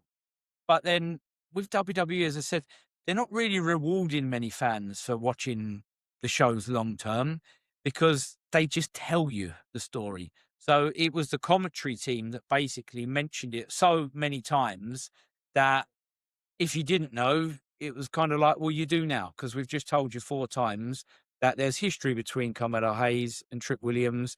And it was almost like Trick Williams was the understudy, to put it in, in better terms. He was the understudy to what was a young Carmelo Hayes anyway. But Yeah. Carmelo Hayes was obviously the bigger character that was getting the bigger push in NXT. And now the roles are reversed. And it, you know, it might play into that, mightn't it? I definitely say it's possible, doesn't it? So, Trick Williams is definitely the guy that's white hot. Carmelo Hayes has dropped off a little bit. He is still a good performer, and I actually think it's probably a good idea to have. I'm not going to say a feud or a story, but just have a little bit of beef with Trick Williams. Just a few interactions, a few promos. They had a good match. And the other guy that we mentioned last week, who again I could see fitting in really well into perhaps more of a storyline with Trick Williams, was Ricky Saints, because Ricky Saints, Ricky Starks from AEW. I've seen enough of him in AEW to know he can cut a promo. The guy can go in the ring, right? There's no ring rust. He's done his. Wasn't he in the group with under MJF as well at one point? I remember. No. So Ricky Starks was part of Taz's original faction. So you had that's it, Taz. Sorry, yeah, so I mean, you had to go on and say that. Yeah, House Hobbs. Yeah, I forgot. It's been a while. Yeah, Hook. Yeah, and then he had his last run in AEW. I mean, he had a great little feud brewing with CM Punk. And again, there's no one better to get you prepared for promos than doing promos for CM Punk. And I thought he held his own in those promos with CM Punk. If you haven't seen those, you can find them on YouTube. Just type in Ricky Stark, CM Punk, go back and watch them from a few years ago. You'll see what there is to come from Ricky Saints in WWE, and it really is something to look forward to because he's great. And again, as a wrestler, he can go. WWE fans haven't seen the half of what Ricky Saints has got at the minute because they never really fire anyone like they have done with Trick Williams, but very rarely do they take someone from NXT and just strap a rocket to them straight away. No, very rare. So it will be a slow build, but I think a good guy to be in there in this maybe interesting. I'm looking forward to seeing what's going to happen with it. Yeah. So doing the right things there, I would say. How do you feel about the sort of Cody against Gunther thing? Cody Gunther. Okay, well, look, we are expecting this to be a good match, right? Yeah. Clash in Italy. It's probably going to be the main event. It's probably going to be the last match. Do you reckon, or do you reckon they're going to go with the? I think personally, tribal combat. Yeah, that will finish. Yeah, I think so. Yeah. He'll either go. I can't see them doing those two matches back to back. So it's either going to be tribal combat in the middle and Cody Gunther finishing it off, or the other way around. It'd be Cody Gunther in the middle, tribal combat finishing it off. It's going to be a good match. I feel like the build's lackluster. I mean, I'm not going to say I dislike what any of them have done, but I don't know. It doesn't have that fit. I feel like they're bigger stars than what we've been given so far. It might be the start of a year-long feud. This could be a Punk and McIntyre year-long back and forth, possibly. And if that's the way it goes, then yeah, fair enough. You don't want to shoot all your bullets to begin with, right? So it's definitely got potential for that. It's probably on paper the biggest baby face they've got and the biggest heel they've got, isn't it? You know what I mean? So yeah, definitely. It's been a little bit flaky in the sense of the whole, why didn't he just come out and sign the contract? If we're building Gunther to be this super heel, surely a super heel just comes down and Gunther's not a Weasley heel. He's not a heel that ums and ahs about signing a contract for a title shot and can I add a little condition in there to help me win? That's not what you've built. He's a badass, yeah. Gunther's a badass general. He's the ring general. The ring general. He believes wholeheartedly that he is the absolute best wrestler on the planet in that ring. Why would he fuck about? I am going to sign a contract. But it doesn't make any sense to me. Again, it just sort of drags it out for them to bring other people in. And Sami Zayn's ended up somehow involved in this now. And I'm going to put this over to you because I don't know where this is going. So give me a pitch, Dino. Right? Cody Rhodes has had a bit of an argument with Sami Zayn. Sami Zayn's become a bit of a bitcher backstage. Everyone's getting shots, blah, blah, blah. Everyone's getting the stuff that I deserve. Cody Rhodes has lost his shit. right, me and you tonight, let's get it on, right? They have a good match. You'd expect them to have a good match because they're both seasoned pros. There's no reason why these guys shouldn't be having a really good quality main event on SmackDown, right? Gunther comes in, gets Cody in a sleeper chokehold. Sami Zayn has the opportunity to help his friend Cody Rhodes, and he opts not to, and he backs out the ring. Right? Where's it going, Dino? Well, I mean, like it's been, like we said before, it's been brewing for a while with the Trick Williams stuff, with the gingerbread man funeral, when he was the party pooper, it's been brewing that he's going to be a heel for a while.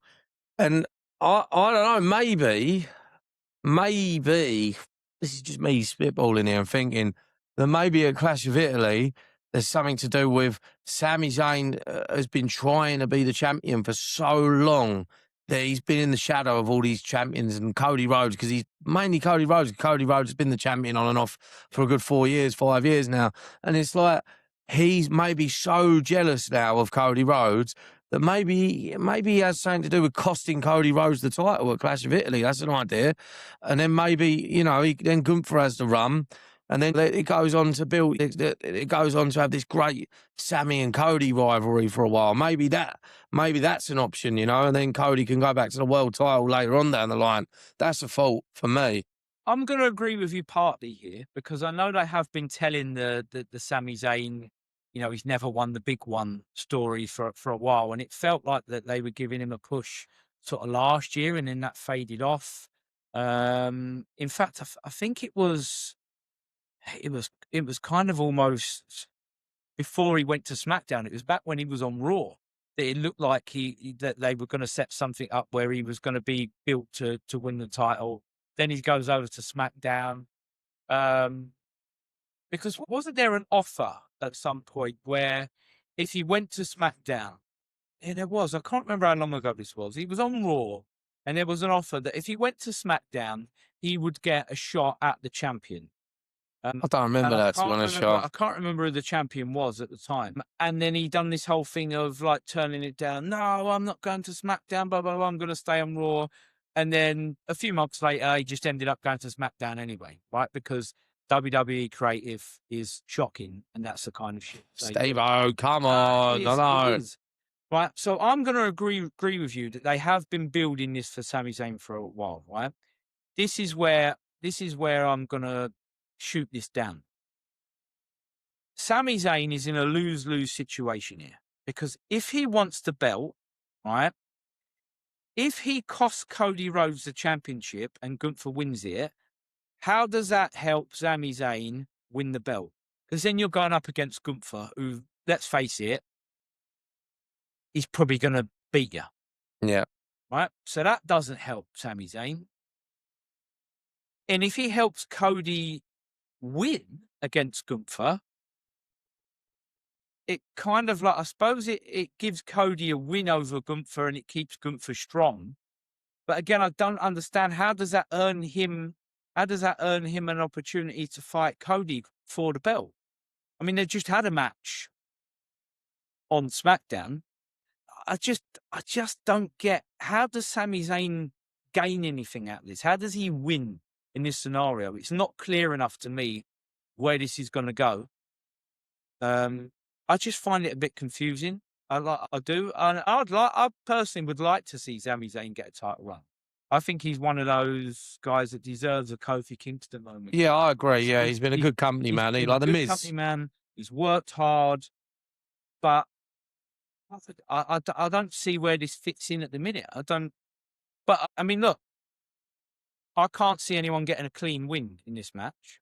I think there's going to be outside interference. I don't know about you. I don't see Cody getting a clean win over Gunther or Gunther getting a clean win over Cody. No, that ain't gonna happen. So, maybe Sammy tries to cost Cody the match, gets it wrong, accidentally hits Gunther. I don't know. I don't know where we're going with it. Yeah. I'd like to say that it makes me really excited to watch the match, but it doesn't. I'm confused with it, but it's not actually making me go, oh, I really want to know what happens here.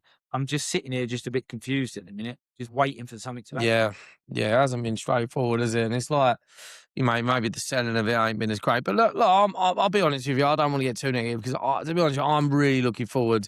I'm a big Cody Rhodes guy. You know, I know a lot of people. I love Cody. You know, I'll admit it. You know, and I like the way he comes out to the ring with the old school suits on. He has that NWA approach and that. You know, I really like it.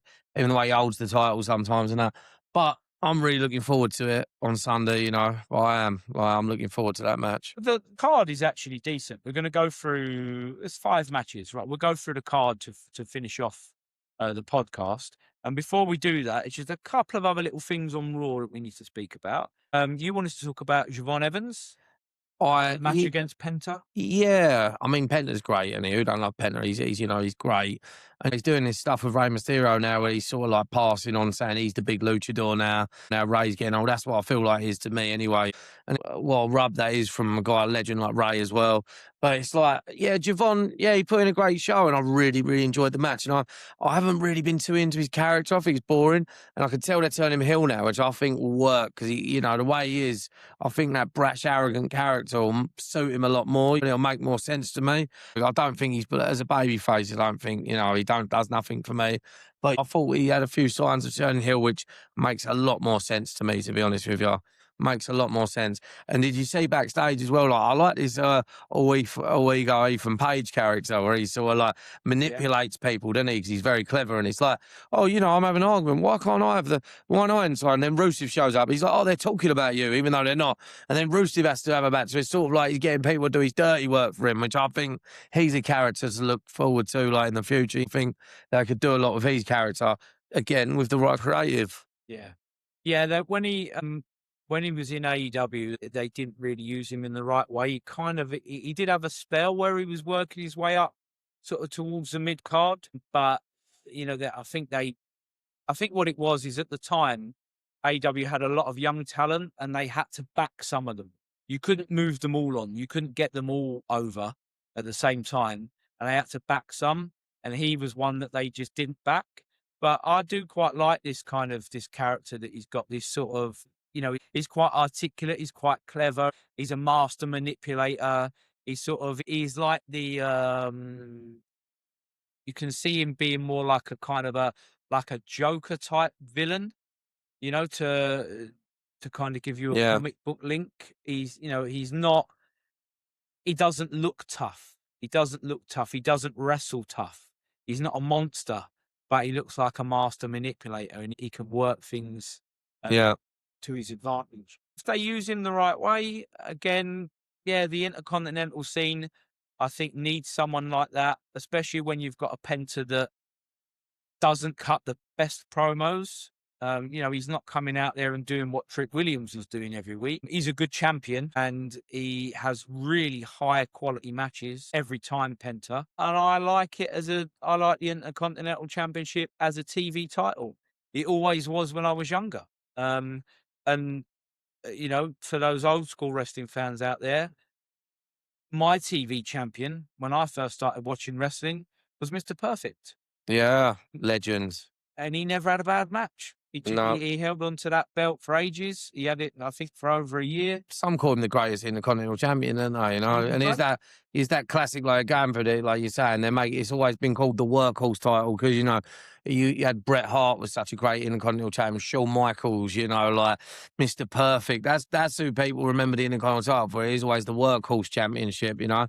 And then later on, you had Jericho and Benoit going at it all the time. You know, it was great matches. So maybe they're making it more relevant again is great, which I think they need to do as well because Roman's not the guy to have a match week in, week out. You know, he's more of an attraction guy for the pay-per-views. Roman's not a workhorse champion. Roman's not going to, you know, defend the title every week. So they need to make the Intercontinental title more relevant. So there's a storyline going on and there's a championship being defended, you know, to sell tickets to the Raw shows, which definitely they need to do with the prices going up. And also, I think it gets Penta over organically. I remember when he first came into WWE, again, they started him off with a couple of matches that were good, high quality matches. So, you know, the fans could see what he was all about. Michael Cole told me for 6 months, right, that Penta is taking the WWE by storm, as he does. And guess what?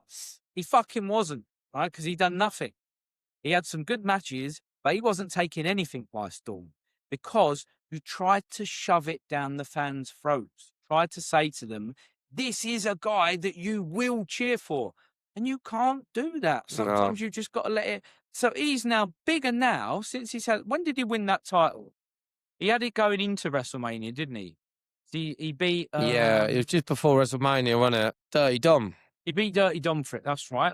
So he's had the belt maybe what, 2 months, 3 months? Yeah. And he is definitely more over now by he's doing the same thing, he's having the same quality matches, he's doing the same promos, right? You haven't changed his gimmick.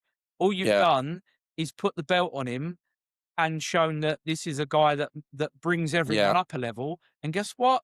The crowd now cheer for him. Yeah. Organically when it comes out, right? And you don't need to tell me that he's taking the WWE by storm. They've started that on someone else recently. I can't remember who it is. I think it might actually be Trick Williams. No, it's not, because it's Michael Cole again that's saying it about someone. I think it's Sol Rooker. Sol Rooker, yeah, Sol Rooker that he's now. They're trying to compare it to Lita, aren't they? It's taking the WWE by storm. No, don't tell me Michael Cole. Show me. Oh, sound like you're angry with Michael Cole there, Steve. I don't like Michael. Enough. Yeah. Listen to him for it's like the Rock years. bullying Michael Cole back in the 90s. You know what I mean? You know what? Another bridge I have to go to, because I was mentioning his name, is Dirty Dominic Mysterio. I mean, what a great character and what potential he is, but why is he still with this?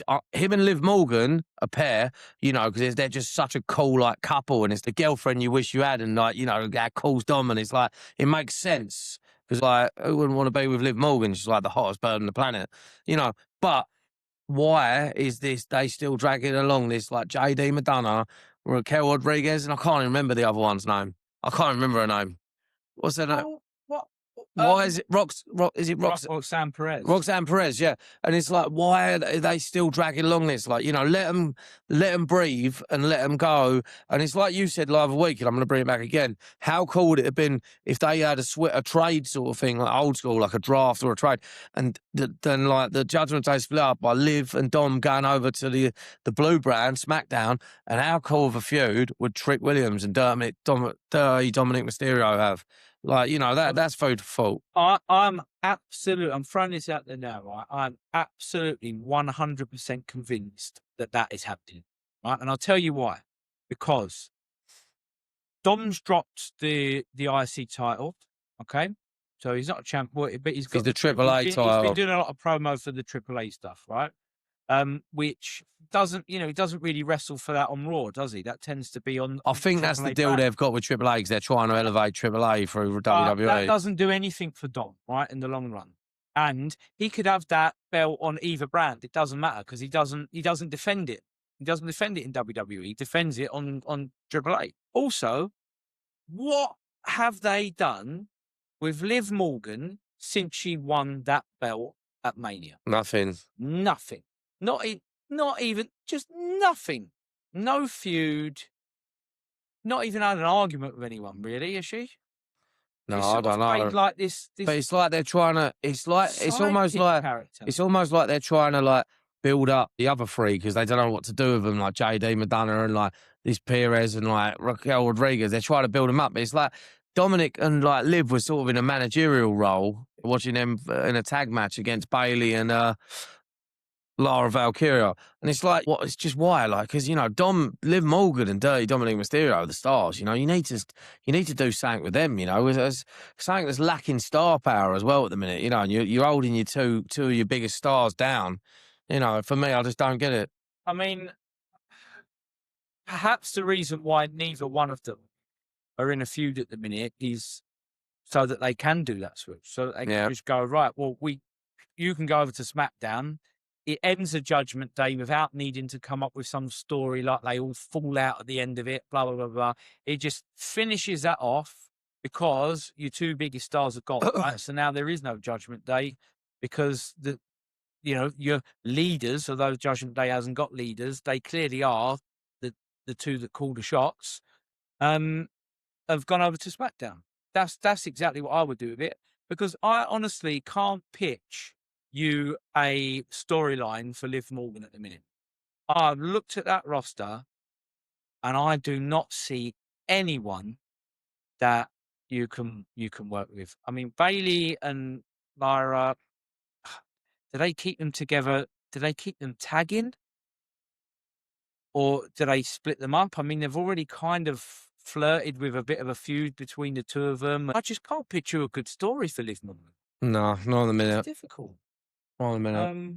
But, you know, maybe that's why going over to SmackDown would make sense, you know. Fresh So, start, yeah. yeah, I don't know. But I mean, And I I don't think really more know of who there them. is on SmackDown. I don't think I don't think, to be honest with you, as much as she is a star, I don't think she needs the title at the minute, because I think she should be like, you know, this character with Dirty Dominic Mysterio, you know, and helping him out for a while. You know, like, I think it just makes sense to me, you know. It's like, because I think Dirty Dom, you know, is the one. He's, you know, I think one day as well, he's destined to have a great heel run on SmackDown. Eventually, when he does turn face, you know, we know it's going to be massive. You know what I mean? He's going to be a star. Yeah, well, I mean, do you do that? Do you do a Liv Morgan Dom face turn, right, to finish off the Judgment Day?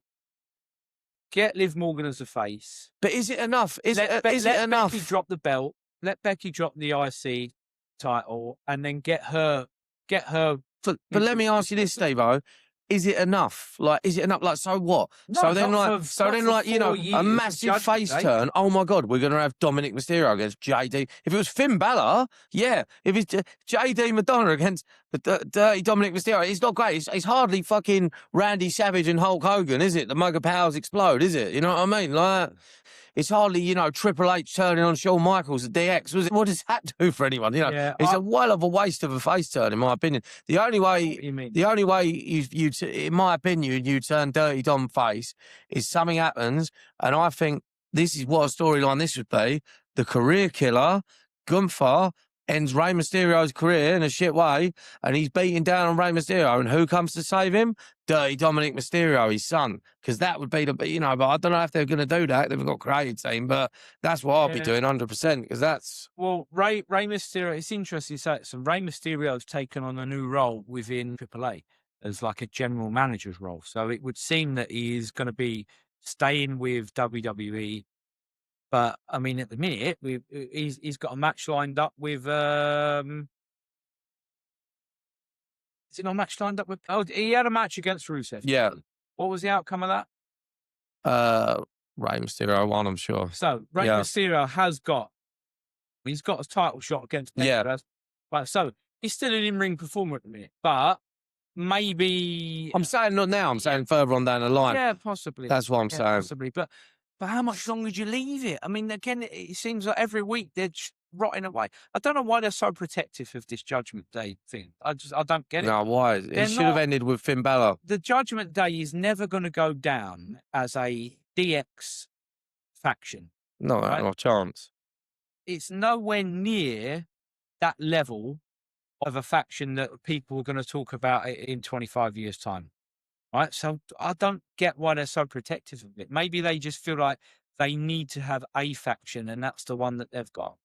Yeah, I don't get it. And to be honest, I would get Dom and Liv out of there. If it was me, get them out of there, get them doing something. The women's division, the fact that there's nothing going on, like the tag division is crap. Liv's doing nothing with the world title. And I mean as well, you want to say the this, Rhea Ripley Cargill feud is dire. it's Cargill, really, isn't it? Just like, you know what I mean? She ain't a great worker, is she? And she's not believable. I don't even know who's got the women's US title. I don't know. Oh, Tiffany Stratton. Yeah. Oh, what's going on with that? Big deal. Talk about fall off a cliff. Tiffany Stratton, they gave her the strap WrestleMania 41. Yeah.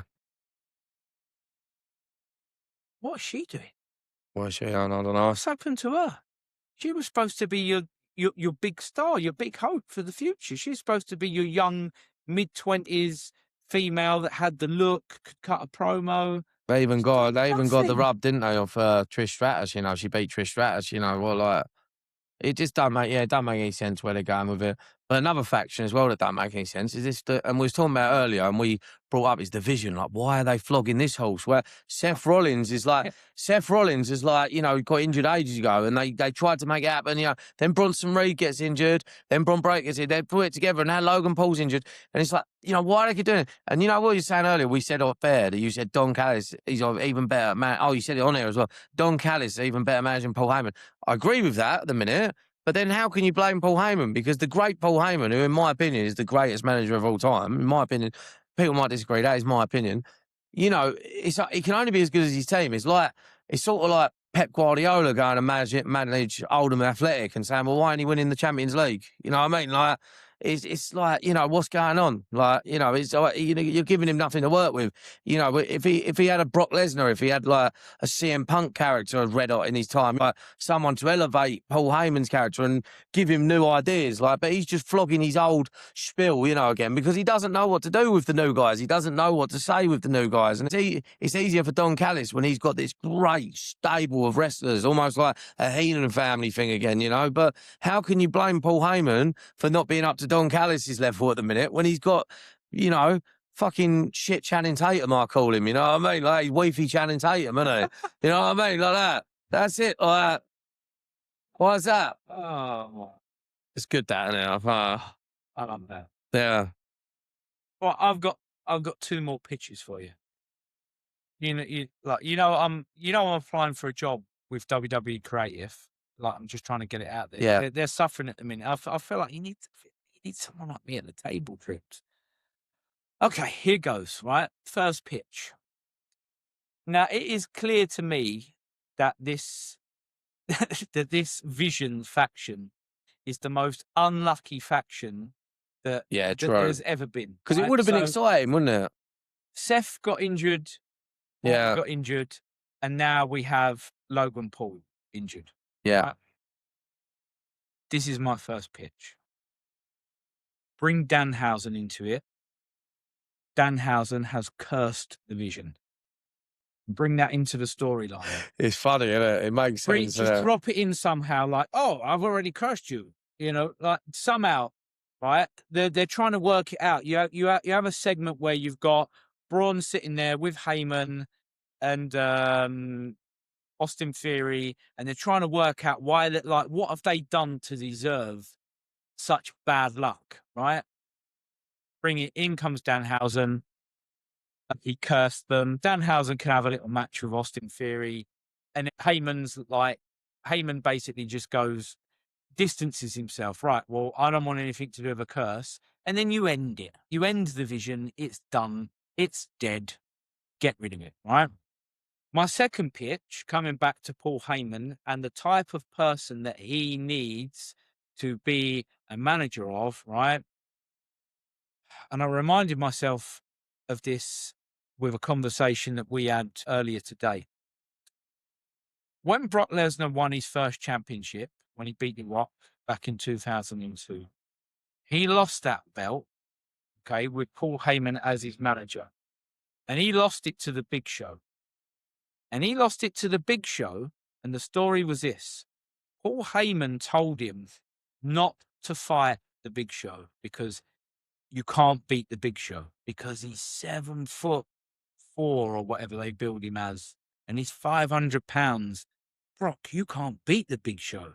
But Brock being Brock, he wouldn't back down, and he went out the match anyway, right? And Brock was beating the Big Show until Heyman turned on Lesnar, right? To go with the guy that Heyman backed as being the more dominant wrestler, right?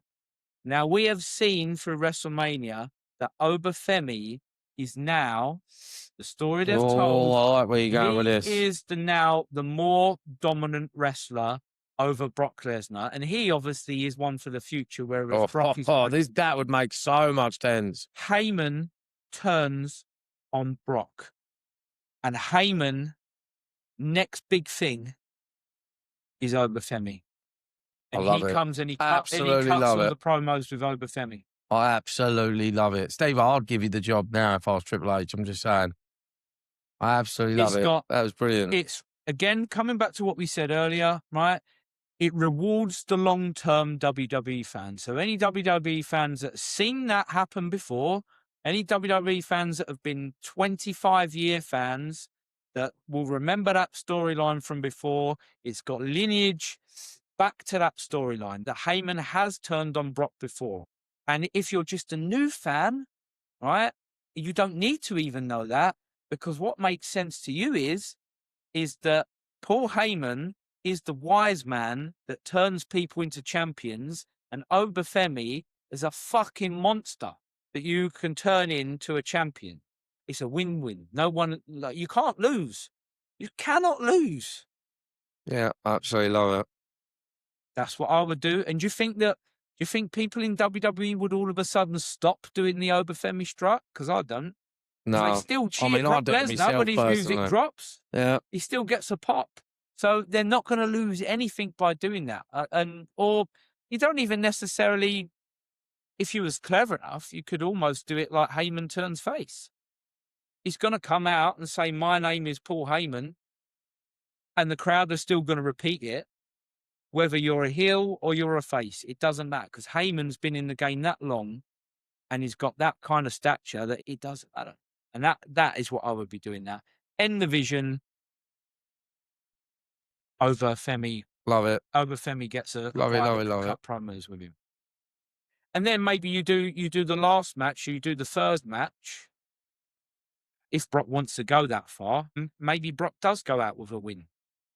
Maybe he gets his final revenge on Heyman, then he goes out at SummerSlam with a victory over Obafemi. I don't know how you keep Obafemi. I don't think Brock cares enough, to be honest with you. I don't think Brock cares enough about, like, the overall story. As long as he's getting paid, you know, I think whatever, like.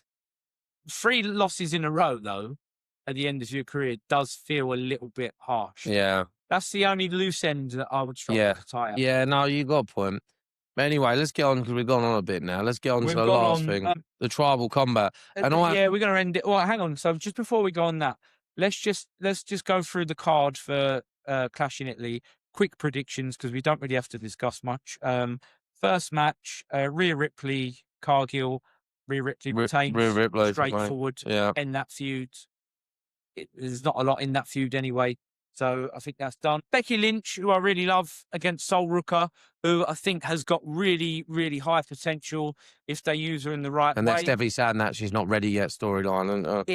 There's a "you're not ready yet, you're good, but you're not good enough yet." She hasn't really had the wins yet, even to build up to beating Becky Lynch. But again, a little bit like MJF, Becky Lynch is this character where she can be vulnerable because she underestimates people. So I don't know. What do you reckon?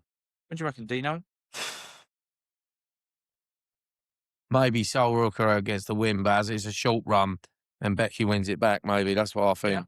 Yeah. Or Becky drops the belt to Sol Ruka, strap a rocket to her. Maybe Becky needs to, because Becky needs to be in the world title picture. It's a bit stale, the women's division, man. Becky needs to be. She's the best wrestler in there. Best thing in the company. In terms of women, her and Rhea Ripley. Okay, so we've got Oba Brock. We've already spoken about that. Could go either way for me. I think Oba now and Brock. And what you've said has made me a believer. I think Heyman turns, and then I mean, I'd go with something that again could catch people off guard rather than what everyone expects, which is the expected thing is the Brock win. It's 1-1. Then they go to SummerSlam. And then maybe like your prediction holds on till SummerSlam. So maybe Brock wins, and then maybe the big turn, and it's 1-0, and then the big turn is who's going to win the big match. That's 1-0, and then Heyman turns. Maybe that makes more sense. That's why I'm changing that's what I'm going for. You're absolutely bang on. In fact, that's how you do it. Yeah, that's how you do it. Dino, and we're going to do it together. We're going as a pair. We're going together. I like it. I'll move to Stanford, whatever. Yeah, definitely. Yeah. That's the pitch. Right. Cody Gunther. Again, could go either way. Who are you going for? I'm just going to go Gunther just to say, and maybe Sami Zayn helps him win it. Like, you know, he turns, he comes out and helps, you know, he turns on Cody, setting up a Cody. Because I think that could be a great little storyline for a couple of months, you know, Cody against Sami Zayn, this bitter, resentful best friend, you know, that's, you know, turned on him. And it's like, and then Gunther goes on a little run, you know, and then I see some great potential babyface opponents for Gunther to face, to be honest with you, you know, like this, you know what, his powerhouse, obviously, like Peyton Royce, someone like that would be a great Gunther, mate, because, you know, he nearly got the W against Gunther recently, and, you know, maybe he comes out and, like, you know, there's a lot more. To be fair to me, there's a lot more Gunther. Wasn't Peyton Royce in the Iconics? He wasn't. What is it? Oh my God, yeah. Royce. Can we edit this out? What? Rocky. Royce the Keys, sorry, yeah. I get so many names, isn't there? Sorry. Because I'm actually a big fan of yours. Oh, sorry, Royston. Yeah, I mean, yeah. Cool. Oh dear. It's been a hot day, as the heat's got to me, you know. I think you're right. I'm gonna go with a Gunther victory as well. Yeah. I think you're right. Okay, and then this brings us on to the end of it then. So the big one is tribal combat. No, I think personally, I have to interrupt you. I think personally, I loved this setup where, you know, it's a contract signing and there's all the security in the ring. And, you know, Jacob Fatu's there going mental, he's kicking off, he's throwing everything out of the ring. And he's like, oh, you know what I mean? And then Roman gets in the ring and he says, you know, everyone get out of the ring. And like the general manager's like, well, you know, should I do this? He's like, let me tell you, like, this, you know, this is a family matter. And, you know, we've signed the contract. He isn't going to touch me. So it makes you think real, like they're real Samoan badass barbarians. So he comes in. Yeah, it's like a rule. Like, you know, it's family rules now, you know. So he's come in and they come in the middle and he's like, look, if you lose, you're like my lackey again. And he said, well, if you lose, I'm the tribal champion. You have to, and he even said, acknowledge me, you know, and he used his own line. And then, you know, the Yalameen even done it after. And then they shook hands at the end. And it was almost like, yeah, come on, let's do this now. Like, you know. I think they sort of like put their heads together. Like you say, like it gave you that feeling. It was absolutely like gladiators going at it. There's rules, there's tribal rules, and you can't break those rules. And it's, but yeah, I really, really liked it. Again, I think, I wish I could enjoy every element of WWE like I've enjoyed this particular storyline, because they can do it. They can do good creative. I haven't changed my mind. It's the Black Panther story, mate, and I'm even more convinced now, right? And I'll tell you why, because I mentioned last week that Roman's sort of superpower that he's almost having to drop for this match is his confidence, right? When have you ever seen Roman Reigns talk to someone about the possibility of him losing a match like he did with Jacob? And he actually said, you know, hold it, yeah. He said to was it Adam Pearce? Adam Pearce, like, he was like, but if Jacob wins, man, we're all in trouble. That's not Roman. Roman never talks about losing. This is the first time that he knows, but he's not confident because he knows that Samoan. You're the father. I keep saying Samoan death grip, but is that right? I think, the Samoan death grip. That's it. Is it Samoan death grip? No, Tongan death grip. Tongan death grip. I keep getting it wrong. So Tongan. And they have put that move over so well and made that move look so strong that it fits perfectly with this thing that Roman now is not 100% confident that he's going to win. That's the key to this whole thing, I think. What's your prediction then, or do you want mine first? You go first. I think Jacob Fatu wins and we see a whole shift in things. And I think Roman disappears, like his head down, and he's like, I don't know where I'm going to go from here. And he comes back. And then we see the Usos reluctantly now have to acknowledge him, and like maybe Solo Sikoa come back into it and they all have to acknowledge him, and there's like a Bloodline 2.0 where it's like this nastier version of it, and Jacob Fatu's like but he's almost like the vicious ruler, where he's horrible to the rest of the family for a while, you know, and he's like, I'm the king now, you know, like that, and he's like the horrible vicious, and he mistreats all his subjects and that, like the evil mad king, you know, in Game of Thrones. And then Roman comes back, you know, and he's like improved, and he's like, I can fight. There's a big turn where Roman comes back to try, you know, like the savior, you know, like, please save us, Roman. That's what I think happens. I agree. I think Jacob wins. I think they have a segment where Roman has to acknowledge him. He puts the Ulafala on him and, you know, does I don't see I don't see Roman having to serve him. I don't think Jacob hasn't hinted at that, right? Roman's the one that's hinted to Jacob about and you will serve me.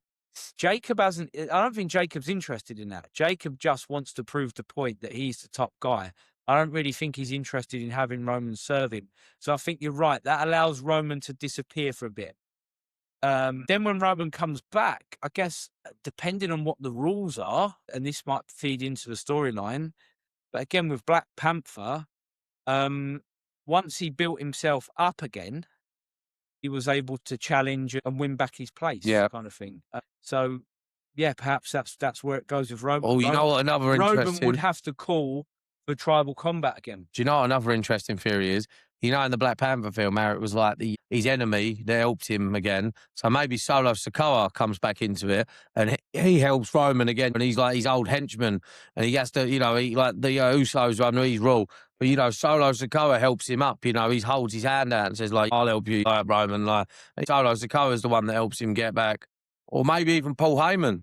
Maybe even Paul Heyman gets back with him and helps him. So there's a possibility. Yeah, imagine that, Paul Heyman. You've got me thinking now. He gets his wise man back. This is how my frame works. What if Jacob is now the tribal chief, right? And Jacob brings in Rikishi or someone like that. Brings in one of the old guys. And again, kind of like he wants acknowledgement from all of the old ones that are still alive. Yeah. And he ends up doing a beatdown or something on one of the Samoan legends. And then that's the legend that then has to work with Roman. Possibilities endless. Hopefully they pick up something on like that would be good.